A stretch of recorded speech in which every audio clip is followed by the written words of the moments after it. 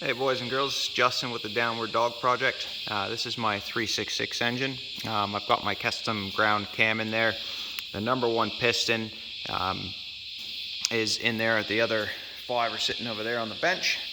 What I've done here is I've rolled it over with zero lash set up there to see what my piston to valve clearances are like and where they'd be possibly contacting, and the full rotation of the cam and the crank. Now, at around about 83 thousandths lift, I'm not sure if you can see it, but I've got about 2 thousandths movement in there. If I go up that extra 2 thousandths, the valve's contacting the piston, but it's not actually pressing back on the rod. So what I'm looking at is I want about 50-60 thousandths clearance in that section. Now, when you're running zero lash, everything is going to be whatever the rocker arm ratio is versus the cam lift. Now, on these, I believe they're 1.5 from memory when I measured it last, as far as the rocker arm ratio. So that's your pivot point here, your length to there, and then your length to there, and this is 1.5 times the length of that, which gives you your rocker ratio in your geometry. That's just the simple terms of doing it. There is a big mathematical formula for working everything out, and also checkers to do it. But yeah, like I can roll it completely over. It's not pushing on it. As I said, the new cam's in there. I'm not sure if you can see down there. I've got new lifters in there as well. Everything's been lubed up with assembly lube, so I'm not going to damage anything. I've cleaned everything down. The crank looks pretty good, but the rod bearings don't look particularly great, and I haven't popped the main cap bearings off either, so that's another day. But yeah, so it looks like if I valve relief the pistons 60 thou, I should be able to put then have enough clearance for my piston to valve all the way through.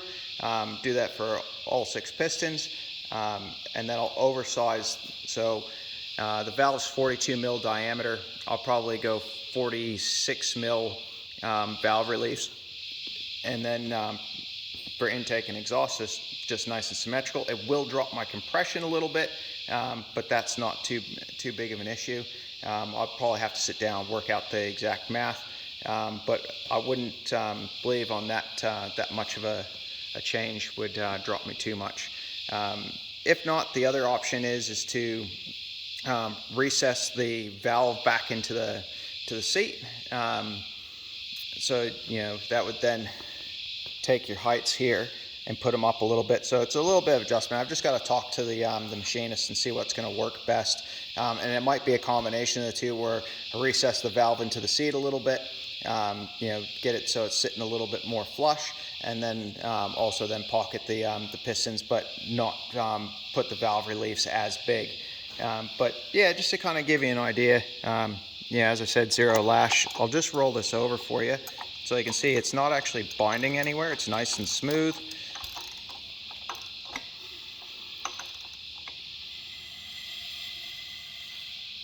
That's just your compression. You'll hear the valves pop a little bit with the suction.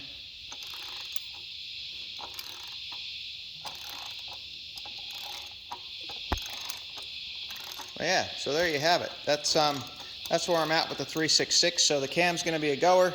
It's just to do the valve reliefs. Now, Mercedes has done valve reliefs in the past on some of their 352 and 366 engines. I don't know if it's only on the naturally aspirated ones because they run a higher compression ratio, or if it's something else.